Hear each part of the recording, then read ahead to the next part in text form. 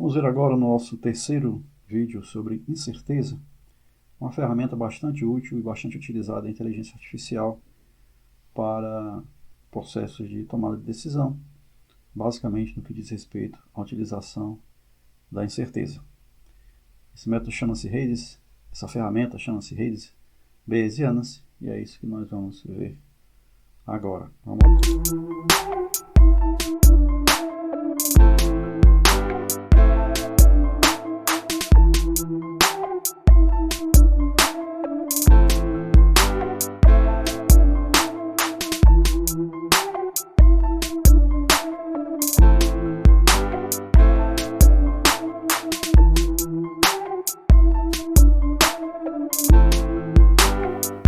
Vamos falar agora sobre as redes bayesianas. Esse nome, como vocês podem supor, ele vem exatamente do fato de se utilizar a regra de Bayes na construção de um elemento de tomada de decisão. Então nós paramos no vídeo passado, vendo a fórmula que nós chamamos de, ou o modelo que nós chamamos de Bayes ingênuo, que é também chamado de naive ou idiota, né? Que funciona também para muitas coisas boas, né? Que basicamente é expresso através dessa fórmula. Então ele diz o seguinte: P de uma causa qualquer dado N efeitos não é dados, mas diríamos assim, P da causa I N efeitos, ou seja, a probabilidade da distribuição, a probabilidade conjunta de causa e N efeitos é o produto entre a probabilidade da causa vezes o produtório de cada efeito vezes a causa. Então, se nós pudéssemos representar graficamente, nós representaremos nessa figura aqui. Nós temos uma causa, N efeitos, nós multiplicamos tudo junto e nós temos a probabilidade conjunta da causa e os seus efeitos. Seria no caso da Covid, por exemplo, que nós usamos como exemplo. Então, seja a causa da doença Covid, sejam os efeitos febre e passar a ser do teste aprovado, né? Então, nós teríamos aí que a causa provoca seus efeitos. Então, basicamente seria um gráfico que representaria aí esse cálculo. Agora, observe que no naive Bayes todos os efeitos são independentes, mas isso não acontece na prática. Como é que a gente faz na prática para calcular as probabilidades e ao mesmo tempo fazer isso de forma que seja possível, porque se você tiver muitas variáveis, a gente já viu que esses cálculos se tornam extremamente difíceis, complicados, até impossíveis, dependendo da situação. Então, a ferramenta que nós podemos utilizar para melhorar as nossas vidas é chamada de rede bayesiana ou bayesiana, como queira. Não se sinta mal se você quiser falar em português bayesiano, porque na nossa língua nós falamos em bayesiano mesmo, né? Em inglês não seria bayesiano, nem seria português nem inglês. O bayesiano é uma mistura do Bayes. Em inglês seria Bayesian, né? Mas nós não usamos nem Bayesian nem Bayesian, né? Então nós utilizamos o bayesiano ou bayesiano. Então nós não falamos nem uma coisa nem outra. Então talvez o correto fosse falar bayesiano mesmo, né? Bom, então o que é uma rede bayesiana ou bayesiana? É uma notação gráfica, é um grafo que mostra as dependências e independências condicionais entre diversas variáveis. E, consequentemente, ela mostra uma distribuição, uma especificação compacta das distribuições de probabilidade. Então, ao mesmo tempo, ele é uma ferramenta, ele é um DAG, é um grafo direcional acíclico, né? Então, nós vamos botar aqui a palavra, né? É um grafo direcional acíclico, em inglês seria DAG, mas poderia ser, né? Então é um grafo direcional acíclico, que representa o quê? Que representa uma distribuição conjunta,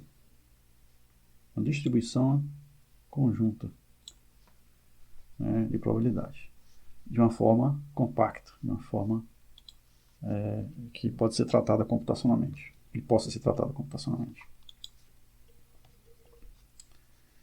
Então, qual é a sintaxe da rede bayesiana? Primeiro, ela é representada por um conjunto de nós. Então, é um grafo é representado, lembrando bem que um grafo, ele contém duas coisas, nós, né, nós, e arcos ligando os nós. Então, a rede bayesiana ela é um conjunto de nós, né? Cada um desses nós representa uma variável.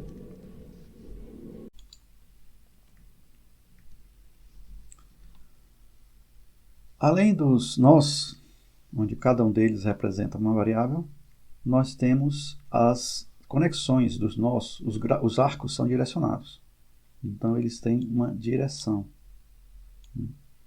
Eles vão, por exemplo, de um ponto A qualquer, de um nó A, vou chamar aqui de um nó A, para um nó B. Né? Eles têm uma direção. Eles são tá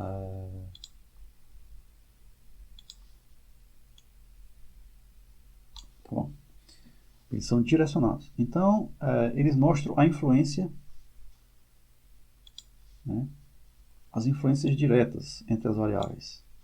Então, no caso, entre uma variável A e B, a direção mostra a influência causal, né? Então, em geral, quando você coloca uma ligação entre A e B, você está dizendo que A é causa de B. É isso que você está normalmente querendo dizer. Cada nó possui uma distribuição condicional, que é o condicionamento da variável do nó dados sobre os seus pais. Então, cada nó possui uma distribuição de probabilidade condicionada aos seus pais. Então, vamos ver aqui a topologia. Né? Então, o que é a topologia? A topologia é o desenho do grafo. Então, nesse exemplo aqui, nós temos a variável Covid, representada aqui.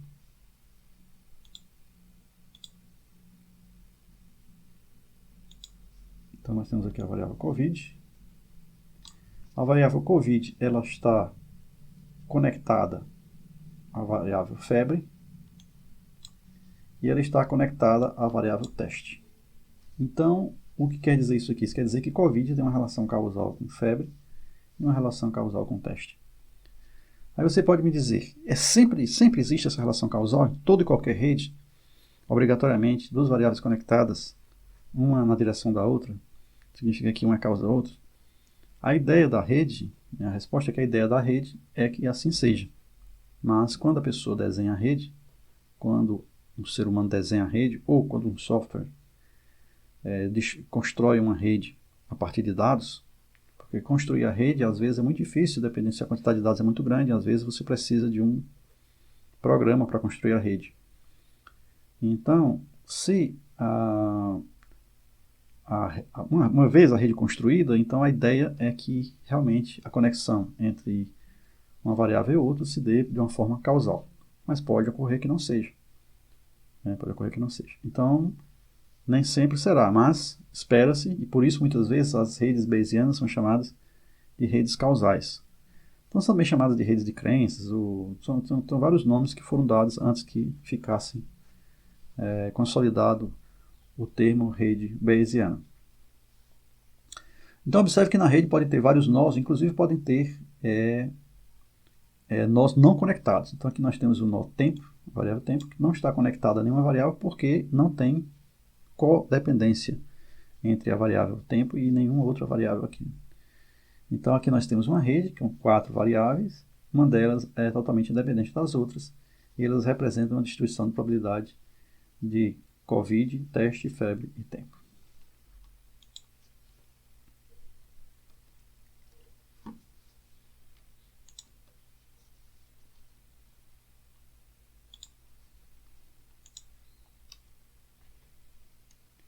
Então vamos ver aqui um exemplo.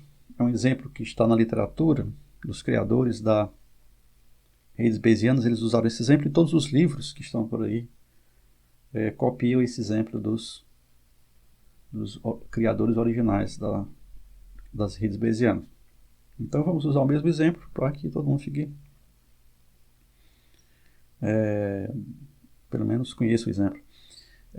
Não necessariamente teria que ser esse, eu fiz a tradução dos nomes. Então ao invés de usar John, Mary e outras coisas em inglês, eu transformei todos os nomes em português, aportuguesei tudo para facilitar a compreensão. Então, imagine, aqui nós vamos construir uma rede, que alguém está no trabalho e recebe o telefone do seu vizinho. Não vamos chamar o vizinho de João Rapadura, né? Vamos dizendo que o alarme dele está tocando, o alarme da casa. Então ele tem uma casa, ele colocou um alarme nessa casa e esse alarme está tocando. A vizinha do outro lado é a Maria Amargura. Então nós temos aqui a Maria Amargura, é uma vizinha, o João Rapadura é outro vizinho. O João Rapadura ligou dizendo que o alarme está tocando. Tem um alarme. Mas a vizinha não ligou. Esse alarme, todo alarme, ele pode ser disparado aleatoriamente. Então, quem tem automóvel sabe que às vezes o alarme dispara e você tem que ir atrás de saber por que o alarme disparou. Às vezes ele fica incomodando, disparando sem nem saber qual é a causa. Então todo alarme tem uma certa confiabilidade. No caso, em alguns países, em alguns lugares, existem tremores de terra que podem disparar o alarme. Então vamos supor que nesse caso aqui, os criadores moravam numa região que tinha muitos terremotos. Então havia pequenos tremores de terra que faziam com que o alarme disparasse. Bom, mas se o João ligou, a Maria não ligou, e o alarme disparou, a pergunta que você faz é: será que vale a pena eu ir lá em casa, eu chamar a polícia porque tem um ladrão na casa? Então esse é o exemplo que está na literatura e nós vamos construir e mostrar aqui a rede criada a partir desse exemplo.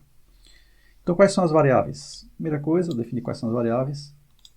As variáveis são ladrão, terremoto, alarme, João liga e Maria liga. Todas essas variáveis são binárias. Então o ladrão ligou sim ou não. Terremoto, houve terremoto sim ou não. Alarme disparou sim ou não. João ligou sim ou não. Maria liga sim ou não. A rede ela vai refletir o conhecimento causal. Então quem é que vem antes de quem? Quem é que provoca o quê? Por exemplo, um ladrão pode disparar o alarme. O terremoto também pode disparar o alarme. E ladrão e terremoto são causas de alarme. O alarme ele pode fazer Maria telefonar. Ou o alarme pode fazer João telefonar. Então, João telefonar ou Maria telefonar são consequências de alarme. Já o alarme é consequência de ladrão ou terremoto. Então, pensando nisso, aí nós temos o modelo da rede que foi tirado da literatura, da área de redes bayesianas. Então, nós temos aqui a variável ladrão. Observe o seguinte, que esse vídeo que nós vamos colocar aqui não é um curso completo sobre redes bayesianas, então nós vamos dar uma introdução.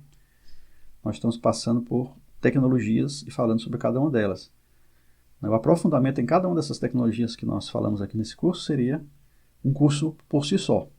Então redes bayesianas mereceria um curso completo e que não cabe aqui nos nossos vídeos de introdução à inteligência artificial. Então vamos aqui.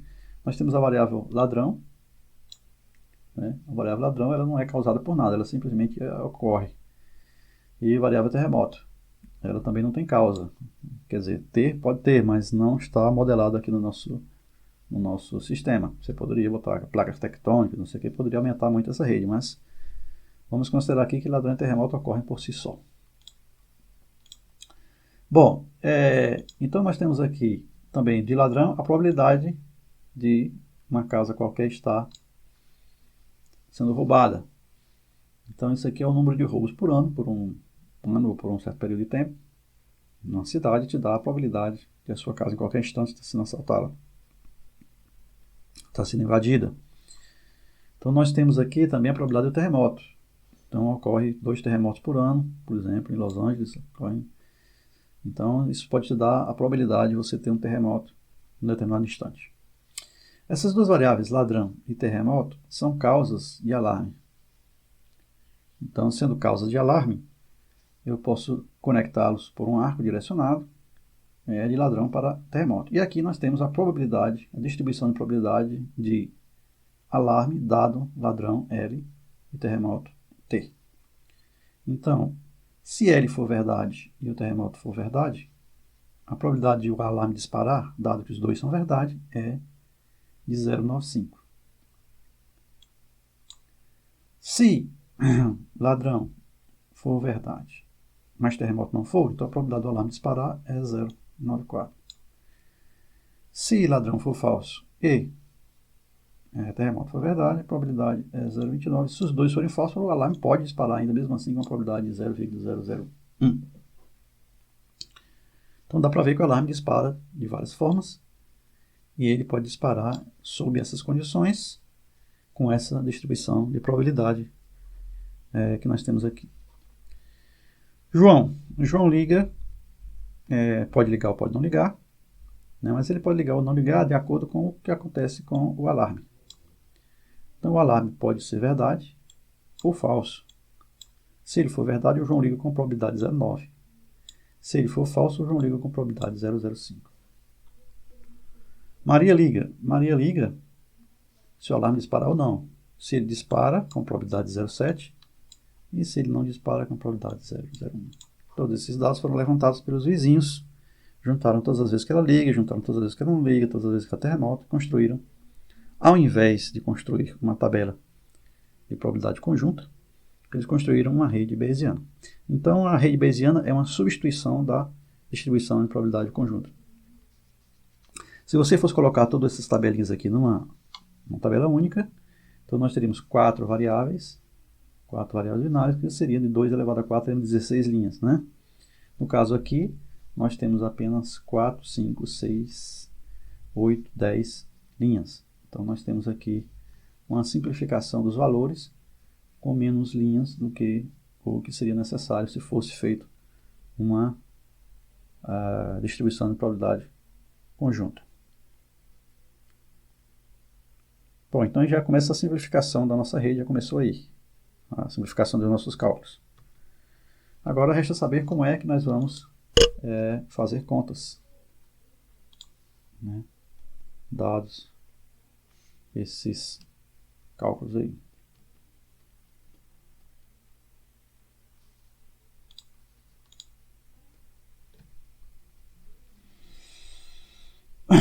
Então, uma tabela com variáveis aleatórias booleanas, foi o que eu acabei de falar. Se nós tivermos k pais, né, nós teremos 2 elevado a k linhas, combinação de valores dos pais. Né? Então, para cada linha requererá um valor p para x, é verdade, né, no caso.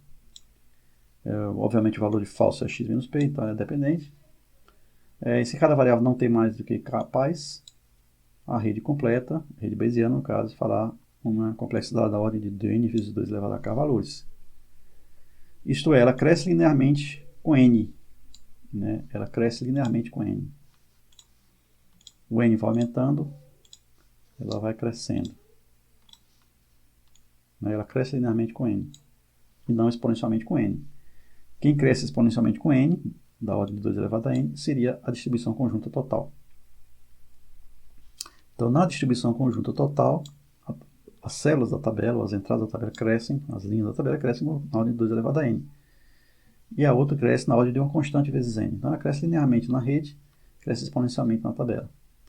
No caso da rede do alarme, nós vimos então que eram 10 valores ao invés de 32. Desculpe, eu errei, né, na conta de cabeça. Então, seriam 32 menos 1, 31. Né? Então, seriam de 2 elevado a 5, que seriam 5 variáveis, no caso eu considerei só 4. São 5 variáveis. 2 elevado a 5 menos 1 daria 31. No caso, nós representamos tudo isso com apenas 10 entradas. Então, essa seria a simplificação já feita. Observe aqui, são 1, 2, 3, 4, 5 variáveis. Né? 1, 2, 5, eu considerei isso 4 variáveis. Então, são 5 variáveis, em que daria 2 à quinta, daria 32, menos 1, daria 31 linhas. Bom, e o que é que significa a rede? A rede significa essa fórmulazinha aqui. Essa fórmula aqui é a fórmula do significado da nossa rede bayesiana. A rede é um conjunto, é uma distribuição condicional de probabilidade, ou seja, na realidade é uma distribuição conjunta de probabilidade. É uma distribuição, né, de P de x1 a xn, que é calculada pelo produto de P de xi dado os pais de xi. Então, se você quer saber a distribuição conjunta total, basta você aplicar essa fórmula. P de xi dado xi. E aqui nessa fórmula já embute uma certa economia de cálculos em relação ao que era feito anteriormente. Então vamos ver aqui um exemplo. Qual é a probabilidade de João e Maria ligarem? E o alarme disparou sem terremoto nem invasão, ou seja, o ladrão. Então, pela inferência que nós vamos fazer aqui nessa rede. Então, as variáveis seriam, então, primeira variável seria x1, João ligou. João ligou igual a verdade, vamos representar por j. Então, esse j aqui é o que nós chamamos da representação fatorada. João ligou, vai ser representado por j. x2, Maria ligar, será representado por m pequeno. x3 seria o alarme, representado por a pequeno. x4 seria o ladrão, representado por não L, ladrão. x5 seria o terremoto, vamos representar por não T. Então, o que eu quero é a probabilidade de J, M, A, L, não T. Essa aí eu quero a probabilidade conjunta de todos esses valores. Bom, mas nós já sabemos como calcular isso. É aquela fórmula do produto. Né? Vamos voltar lá à fórmulazinha do produto, até aqui. Com esse produtozinho aqui, como é que a gente desenvolve esse produto aqui para esses casos? Ora,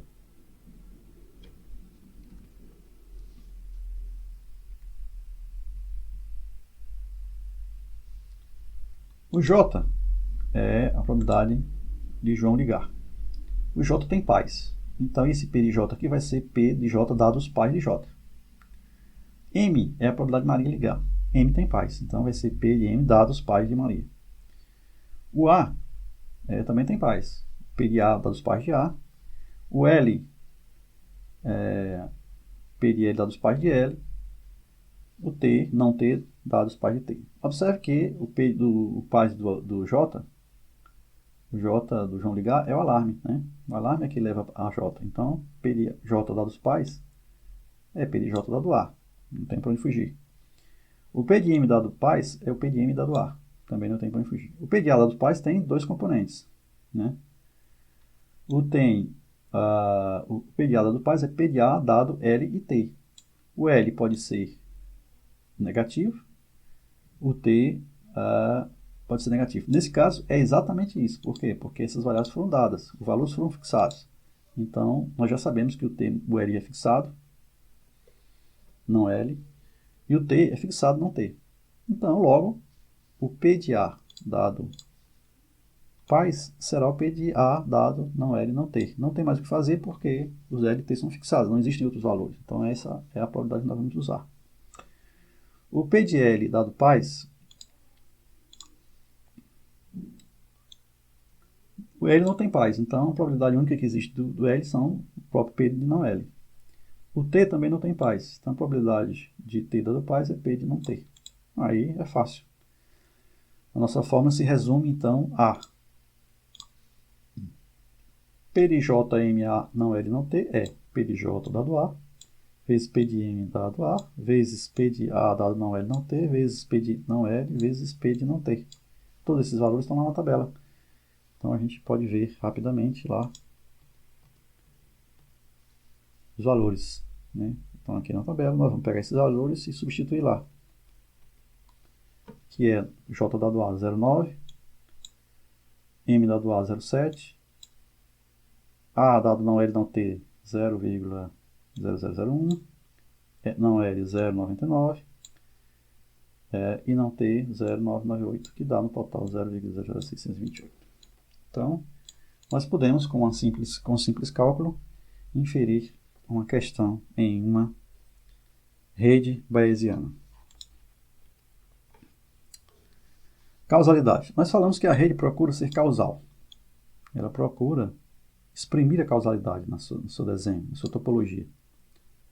Mas não necessariamente ela precisa ser assim. Se for escrito, foi desenhado por uma pessoa, por um ser humano, ela pode estar errada.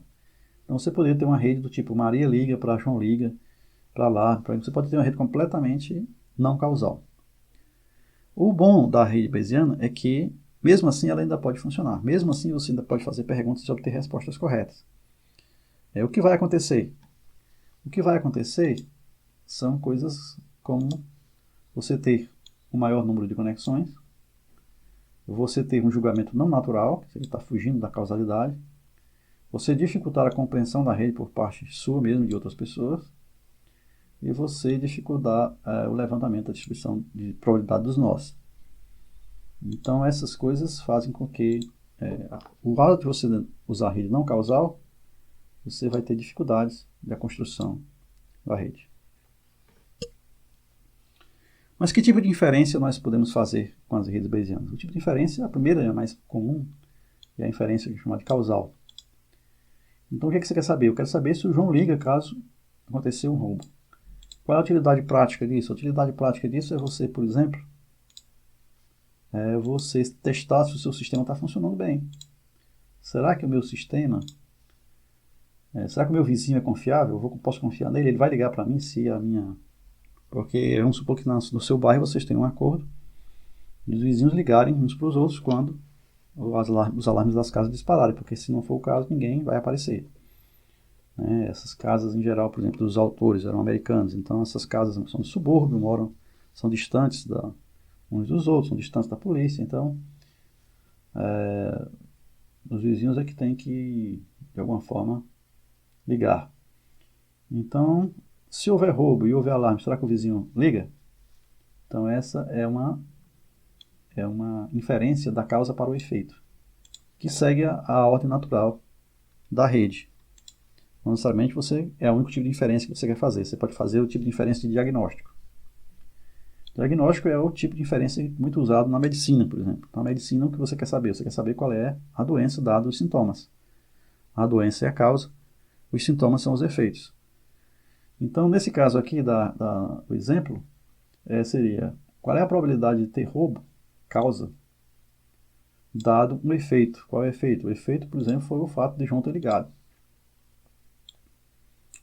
Então, causa, roubo, efeito, João ligou. Qual é a probabilidade? Dá para calcular, a probabilidade é 0,016, usando aquelas fórmulas, vocês podem tentar fazer isso depois. Mas, olhando para a rede, a gente vê aí a relação. Primeiro, a relação eu quero saber, o João liga, no caso, uma evidência, né? João ligou, né? O alarme tocou, é provável que o alarme tenha tocado, mas a evidência que eu tenho é que o João ligou. E qual é a probabilidade de eu ter roubo? Então, eu tenho que fazer um diagnóstico de roubo. Né? Essa aqui é o que eu quero provar. Então, o diagnóstico de roubo, dado que João ligou. Então, esse é um tipo de inferência chamada inferência diagnóstica. Né? É um diagnóstico. Bom, outro tipo de inferência que você pode fazer é a inferência intercausal.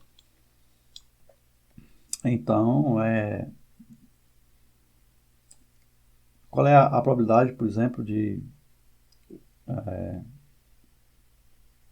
eu ver um roubo dado que o alarme tocou? Agora, o alarme toca se houver um terremoto, ou houver um roubo. Né? Então, terremoto e roubo, eles são causas do alarme. Né? Então, qual é a probabilidade de ter roubo dado que o alarme tocou? Ou qual a probabilidade de ter roubo dado que o alarme e terremoto tocaram? Né? São causas comuns. Roubo e terremoto são causas comuns de alarme. Né? Então, eu quero saber se essas causas são ativas ou não. Se essas causas estão ocorrendo ou não, a partir de um elemento que é efeito comum de duas ou mais causas. Pode fazer uma forma mista, né? Então, qual é a probabilidade do alarme tocar, dado que João liga e que não houve terremoto, né? Então você está pegando o João ligar, é uma consequência do alarme, mas o terremoto é uma causa do alarme. Então você está misturando causas e consequências numa coisa só. Então por isso que essa é uma chamada inferência mista, né? Você está misturando causas e consequências numa inferência só.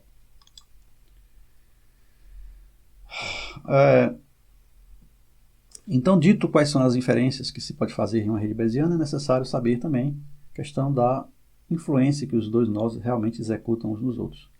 Dois nós conectados, nós já falamos isso, eles influenciam um ao outro. E é necessário, útil e interessante que um seja a causa do outro, embora possa não ser.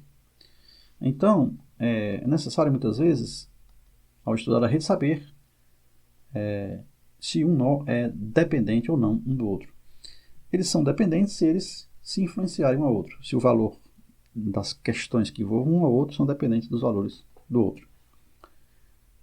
Isso pode implicar até na necessidade de refazer a rede. Quando você detecta que isso ocorre, a independência ocorre, você pode ter que refazer a rede, ou simplesmente no processo de inferência você não considerar parte da rede para os seus cálculos. Então você não considera a parte da rede para os seus cálculos, ou você desmembra a rede em várias outras partes a partir das noções que você tem de dependência e independência. Uma forma de você atestar a dependência ou a independência entre dois nós é através de uma coisa chamada separação direcional. Nós não vamos entrar em detalhes formais sobre separação direcional, M-separação, D-separação, porque isso envolveria um aprofundamento no estudo da rede bayesiana. Mas nós vamos falar simplesmente de algumas situações em que ocorre a separação direcional, e ocorrendo a separação direcional, os nós desseparados são independentes. Então nós temos aqui o nó, por exemplo, de causa e efeito B leva a A que leva a M.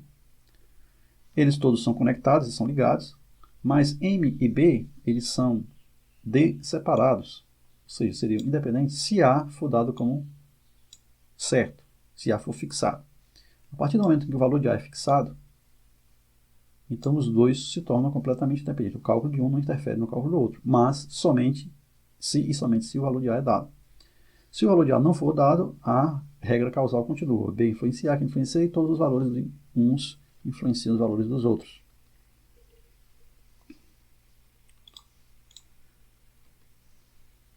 Se A é uma variável divergente, ou seja, de A surgem caminhos para J e para M, por exemplo, então disse que M e J eles são desseparados dado A. Se o A é dado o valor, J e M não influenciam um ao outro. Se A se existe um nó convergente, ou seja, E e B convergem para A, se A for dado, o E e o B são dependentes. Agora, se A não é dado,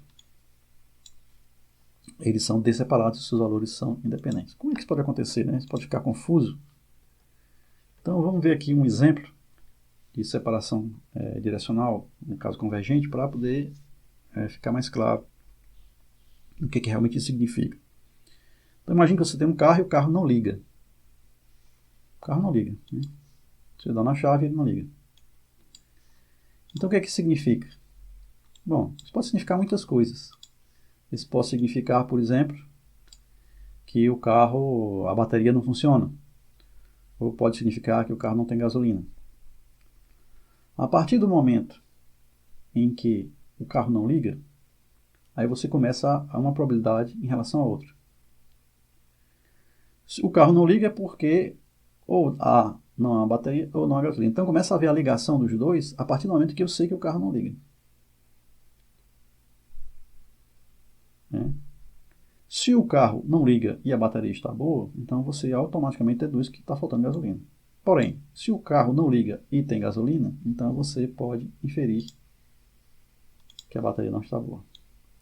Ora, então esses dois aqui só tem algum tipo de relacionamento se o carro não ligar. Mas a partir do momento em que nada é definido, se você não sabe nada sobre o carro não liga, né? Então, bateria e gasolina seriam independentes, não dado que carro não liga.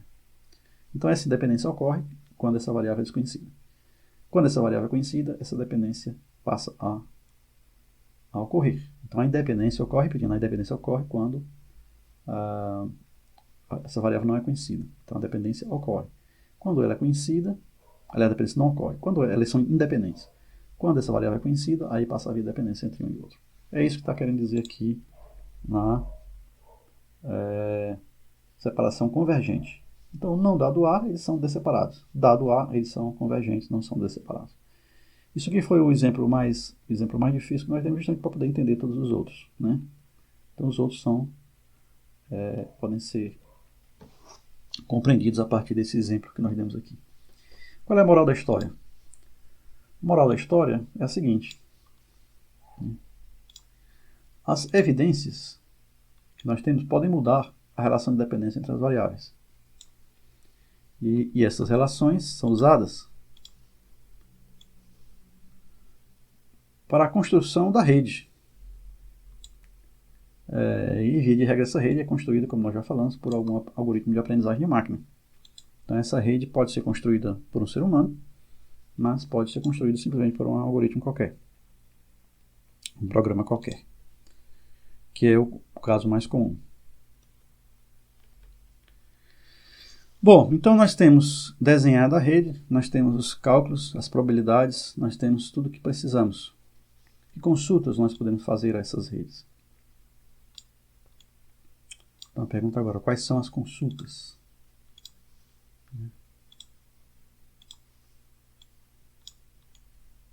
Que eu quero fazer. Bom, então a consulta ela envolve ou condicionamento ou totalização. Ou marginalização ou condicionamento, como nós temos feito ao longo desses 3 vídeos. Vamos pegar um exemplo. Qual a probabilidade de ambos, Maria e João, ligarem? João aqui eu esqueci de traduzir esse termo aqui é João, né? Então aqui leia-se aqui João, né? João.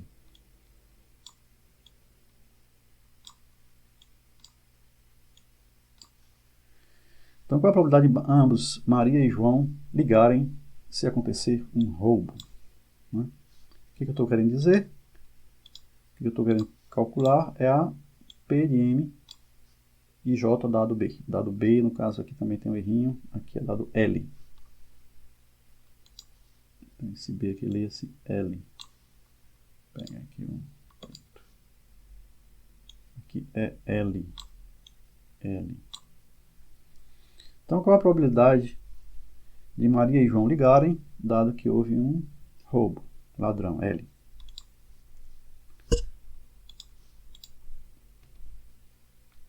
Então, vamos lá. O que nós já sabemos? Nós já sabemos que P de J e M dado L, a fórmula que nós já estamos acostumados a utilizar, P de MJL dividido por P de L. Bom, mas também sabemos que P de MJL, J dado L, é alfa P de MJL. Mas também nós sabemos que P de MJ dado L é o somatório nas variáveis ocultas de P, T, L, M, A, J. Somatórios em quem? Quais são as variáveis ocultas? A variável oculta é A, alarme, e T, terremoto. Ou seja, eu quero saber se Maria e João ligaram. Então, M e J são as variáveis de consulta. O que é dado é que houve um roubo. L é uma variável de evidência. Então, eu tenho que fazer um somatório sobre as variáveis ocultas, que são A e T. Então, como é que eu faço isso? É simples. P, como é que eu faço isso? É simples. Vou fazer essa parte aqui do algoritmo. Então, vamos calcular essa parte aqui.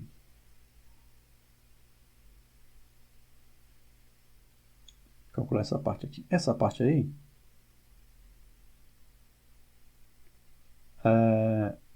P de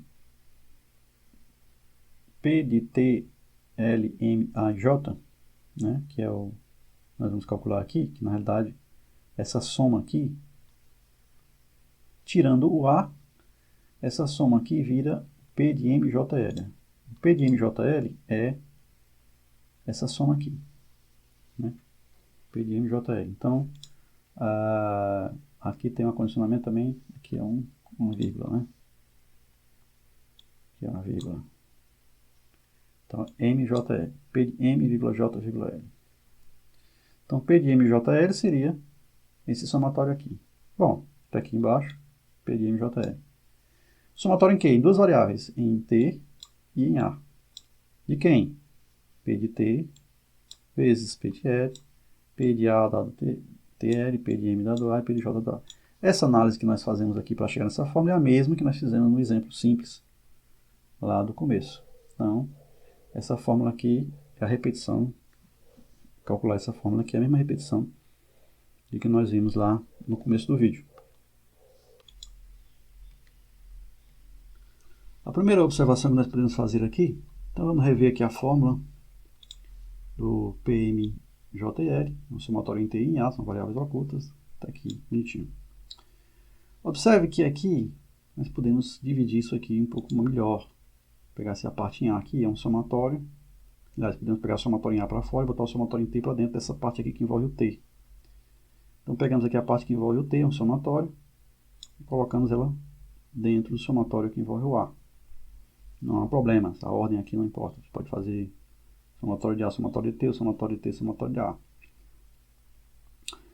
Se nós separarmos esse termo e chamarmos esse de F1 aqui, vamos chamar de F1 de A e L, né, porque ela envolve duas variáveis aqui, considerando deixando o T livre. Então nós temos aqui o oculto, né? Nós temos aqui F1 de A de L, seria o somatório em T de P de T vezes P de T de A de L. Vamos chamar esse fator 1. Isso elimina a necessidade de ter a fórmula, restando as distribuições de A sobre L. Então, imagine também que nós chamamos de fator 2, o somatório de A, ao invés de usar o somatório interno, nós usamos o fator 1 aqui, que nós já definimos no slide anterior. Então, F2 de MJ será o somatório de F1 de A e L vezes o PM de A, PJ de A. Sem problema nenhum, nós estamos só simplificando a fórmula. E continuando a simplificar a fórmula, nós chegamos que a P de MJ e L é P de L vezes F2 MJ. Esse processo de simplificação das fórmulas, generalizado, é chamado de algoritmo de eliminação de variáveis. Por que isso é importante? Porque, mesmo sendo uma rede bayesiana, a quantidade de cálculos que eu tenho que fazer é muito alta. E se eu fizer esses cálculos separadamente e guardar ele em variáveis temporárias para utilizar sempre que preciso, ao invés de eu, cada vez que precisar dessa variável, ter que recalcular, tendo já o valor guardado, eu consigo economizar a quantidade de cálculos que eu tenho que fazer. Então, fazer cálculos separadamente, guardar os valores para reutilização depois, é uma estratégia para evitar que a gente faça cálculos repetitivos. Então, vamos ver aqui um exemplo 2. Né? Vamos ver qual é a probabilidade. Bom, essa fórmula aqui, voltando aqui um pouco antes, essa fórmula aqui é a fórmula final do cálculo do PMJ e L, que você aplica no alfa e tal. Depois você volta, tem um trabalhozinho a ser feito depois que você calculou o PMJ e L. Vamos ver um exemplo 2 um pouco mais detalhado. Qual é a probabilidade de estar ocorrendo um roubo? É o que eu quero, né? Dado que João e Maria ligaram. Então, o que eu quero poderia ser escrito assim, P de L dado que M igual a M, J igual a J, ou P de L dado MJ.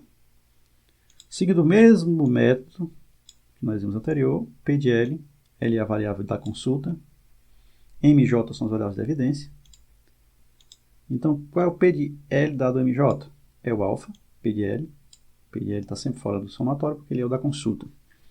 Vezes o somatório em T, a variável oculta T de P de T, vezes o somatório em A, P de A, L de T, P de J de A, P de M de A. Onde tiver A, é condicionado aqui. Onde tiver T, é condicionado aqui fora. Então, nós temos aqui a fórmula geral do P de L dado MJ.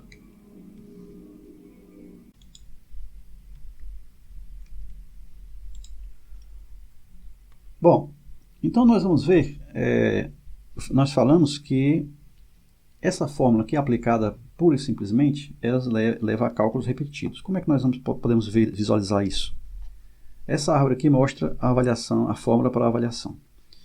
Então aqui eu tenho o P de L para o valor positivo de L. Eu vou ter que multiplicar o L por o P de T, P de A dado L vezes P de J dado A vezes P de MA. Vou ter que multiplicar o P de L pelo P de J dado não A, P de M dado não A. Vou ter que multiplicar o P de L por P de não T, P de A de L dado não T, P de J dado A e P de M dado A. E assim por diante. Essa fórmula, essa árvore aqui, ela já ajuda a simplificar as coisas para a gente, porque ele diz o seguinte, olha, basta que você multiplique esses termos aqui, depois some. Aí fica nesse nó aqui a soma dessas duas árvores aqui. Depois, multiplica essa linha aqui, depois somo. Eu já fico aqui. Depois, eu somo esses dois resultados e multiplico pelo L. Ah, mas se... Beleza, ótimo. Dá para entender o que é que está acontecendo. Está acontecendo exatamente isso aqui. Agora, se você tiver que calcular esse produto aqui, observe que você precisa fazer ele mais de uma vez. Então, você tem aqui P de J dado não A, P de M dado não A, que se repete aqui, ó. P de J dado não A, né, se repetem. Vamos ver aqui, ó, P de J dado não A, tem aqui e tem aqui também. P de M dado não A, tem aqui e tem aqui também. Então, se essa árvore representa o que está acontecendo em termos de cálculo, você está vendo que existem muitos cálculos repetitivos. Aqui, P de J dado A, aqui P de J dado A. P de M dado A aqui, P de M dado A aqui. Então, essas fórmulas mostram essa árvore muito boa, porque mostra exatamente os cálculos que estão sendo feitos de forma repetida. Aí, como é que eu faço para simplificar? O algoritmo de eliminação de variáveis diz o seguinte: faça o cálculo dessas linhas aqui separado e coloque isso na variável. Quando eu precisar, ao invés de eu ter que fazer o cálculo de novo, eu simplesmente uso o cálculo que já foi feito. Pronto, esse é o princípio do algoritmo chamado eliminação de variáveis. Para a gente entender um pouco o algoritmo de eliminação de variáveis, vamos ver aqui como é que ele funciona. Então, a primeira coisa é que eu tenho que analisar a minha expressão da direita para a esquerda. Então, eu vou pegar a parte, começar com os últimos termos da expressão e vamos dividi-los em fatores. Então, vamos pegar o último termo da expressão, é o P de M dado A. Vamos ver aqui, o último termo da expressão é exatamente esse aqui.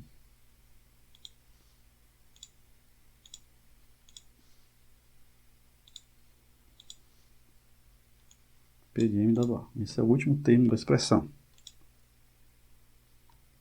Então, vamos pegar esse último termo da expressão, P de M dado A, e vamos chamar Fm de A.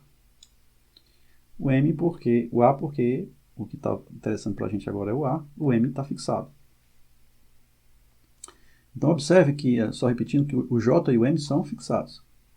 São fixos, né? São constantes. Então, não tem somatório sobre eles. O que tem, então, o nosso Fm de A vai ser o quê? Vai ser uma matriz compondo dois valores. Um para o caso positivo, que é o P de M de A, e outro para o caso negativo, P de M dado não A. Da mesma forma, a mesma coisa acontece com P de J dado A, que é o segundo fator da direita para a esquerda, a segunda probabilidade da direita para a esquerda. Então, na segunda probabilidade da direita para a esquerda, vamos chamar o P de J de A de Fj de A, que será o quê? Também uma matriz contendo o valor positivo, PJ dado A, e o valor negativo, PJ dado não A. Então, até aqui tudo tranquilo. Nós estamos calculando os fatores da direita para a esquerda. Só que no próximo fator vai ser um somatório. Isso complica um pouco a nossa vida. Próximo fator é um somatório, que é exatamente esse somatório aqui. Esse somatório aplicado a P de J, P de M, esse somatório variando em A. Então, para o primeiro valor de A, calcula todo. O segundo valor de A, calcula todo. O terceiro valor de A. Se A tiver muitos valores, esse cálculo aqui pode ser um pouco complicado. Então, vamos lá, o que se faz aqui? O resultado desse fator seria uma matriz. Para cada valor de A, teríamos uma matriz 2 por 2, que seria as matrizes referentes aos valores de L e T. E A seria também um valor para a matriz. Então, seria uma matriz tridimensional, onde seria o valor de A, o valor de L e o valor de T. Então, seriam as três coordenadas. Seria uma matriz, com essas três coordenadas, daria uma matriz tridimensional 2 por 2 por 2, porque A tem dois valores, L tem 2 e T tem 2.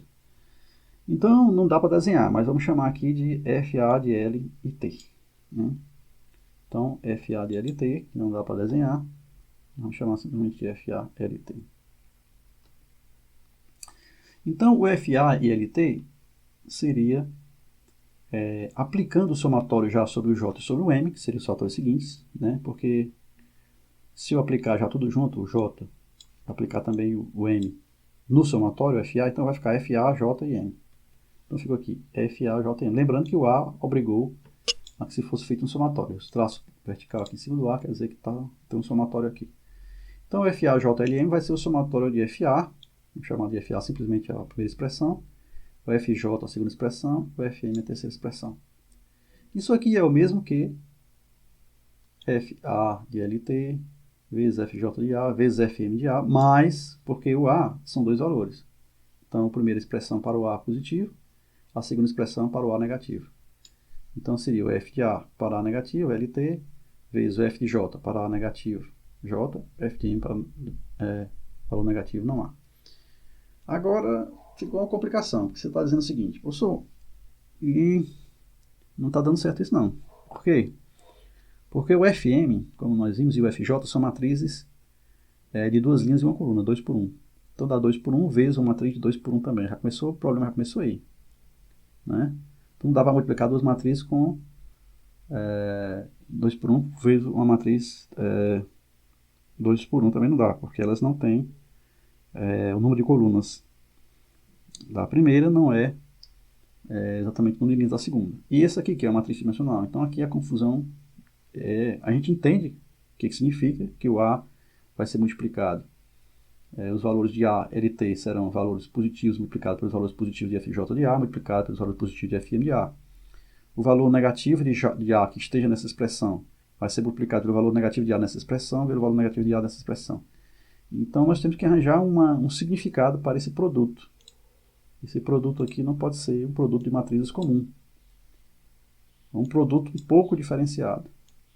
Então esse produto na matemática aqui é chamado de produto pontual. Então, para a gente poder continuar, é necessário que a gente entenda o que é produto pontual. Né? Então, vamos aqui fazer uma pausa. Para que a nossa fórmula faça sentido, é necessário que a gente entenda esse x aqui como um produto pontual. E vamos fazer uma pausa para entender o que é produto pontual. Bom, pela definição formal de produto pontual, você pode encontrar talvez no Wikipedia. Então, seja ou em um dos livros de... não sei qual livro de matemática você vai achar isso, porque isso aqui é uma coisa bem específica, mas você pode encontrar aí na literatura. Então, sejam x e y dois conjuntos, y admitindo a existência de um operador binário de multiplicação em y, ou seja, y vezes y é admissível em y. Isso é dado por y vezes z, por exemplo, qual é o valor que seria chamado de yz. Isso é uma necessidade da definição formal. Então dá duas funções, que vamos chamar aqui de duas funções, que são os fatores. Sejam duas funções fg de x em y. Então o domínio das duas funções é x e y. Só que os domínios das duas funções não são exatamente os mesmos, mas vamos ver isso lá na prática. Bom, o produto pontual de fg e de x em y é dado como f de g aplicado a x.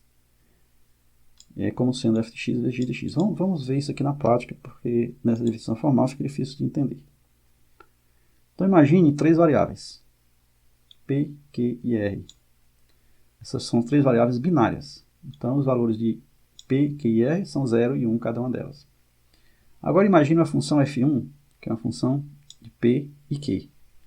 Imagine uma função f2 de Q e R. Então a primeira coisa que ressalta aos olhos aqui é que a função f1 e a função f2 têm em comum, como domínio, a variável Q. Então vamos pegar aqui a variável Q. Ela está no domínio de f1 e está no domínio de f2.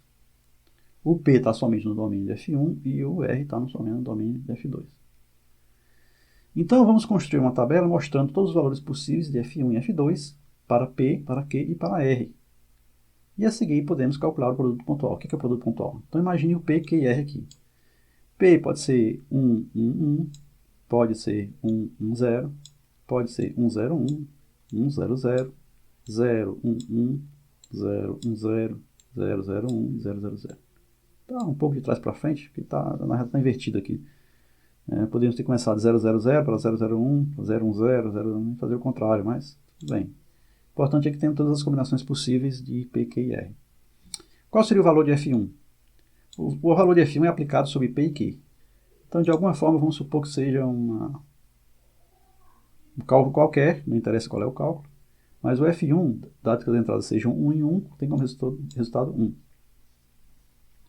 Aplicando o F2 é aplicado sobre Q e R. Então, observe bem que o F2 é aplicado sobre Q e R.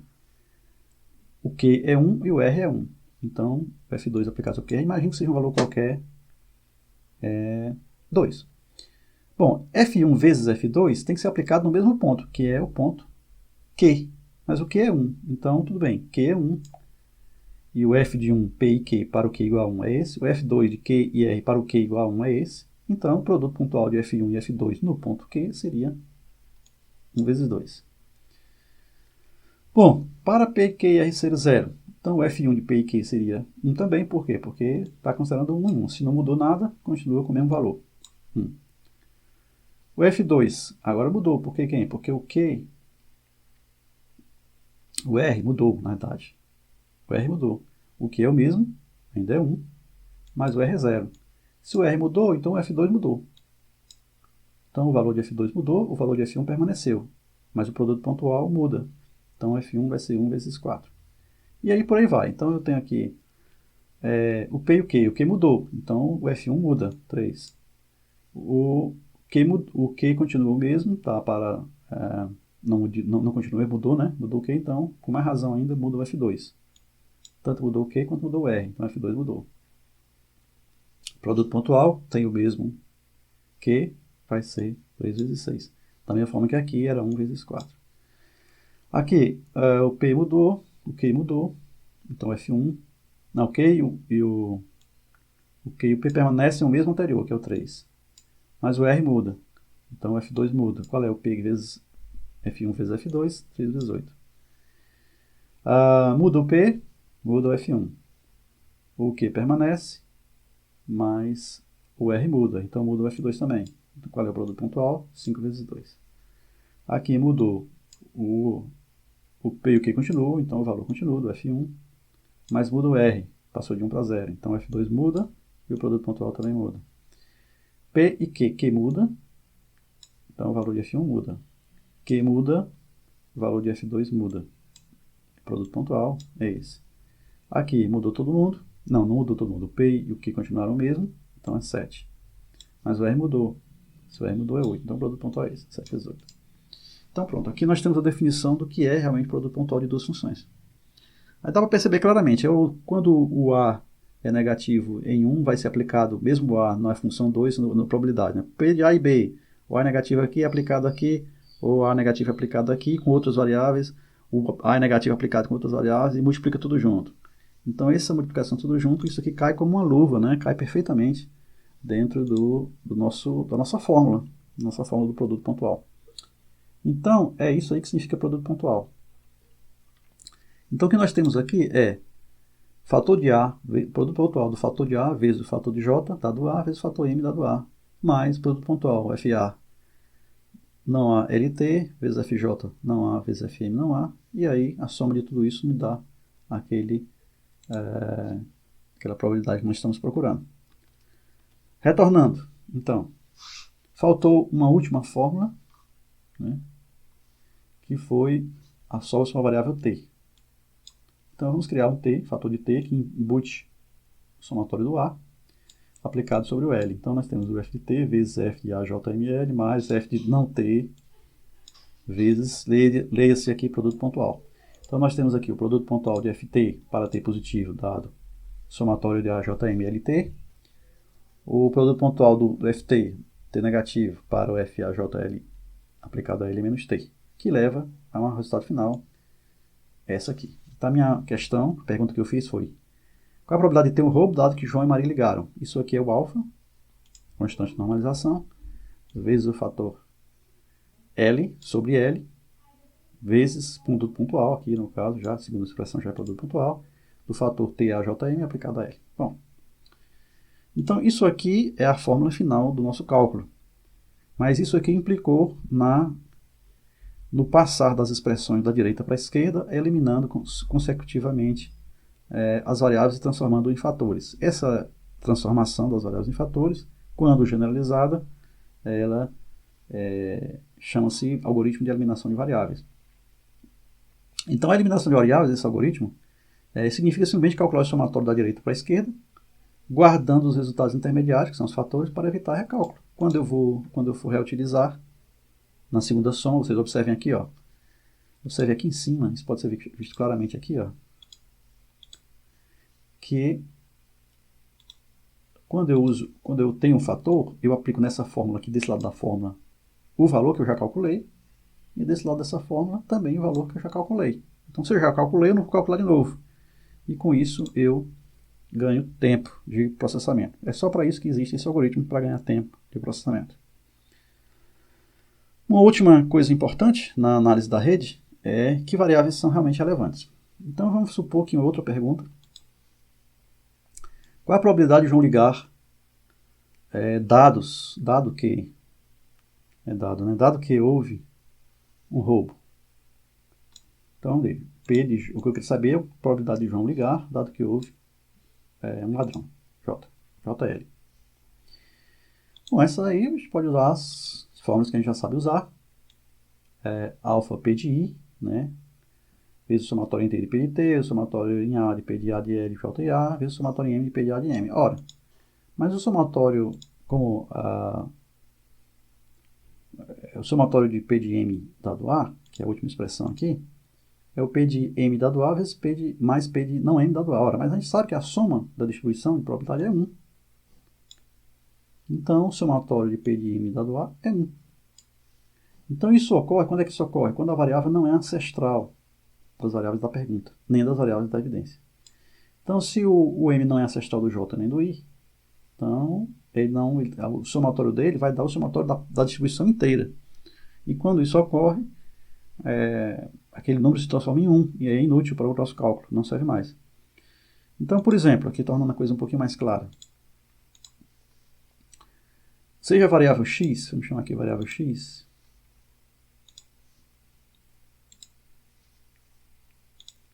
o João ligou. Então, x é João ligou. E seja a variável, que é a pergunta que eu quero fazer, né? E seja a variável de evidência, ladrão. E seja os ancestrais, alarme e terremoto. Então, esses ancestrais. A gente pode ver claramente, está no desenho da rede, que alarme e terremoto são os ancestrais de João ligou e tem ladrão. Vamos ver aqui. Vamos voltar lá na rede e vamos ver lá o desenho da rede.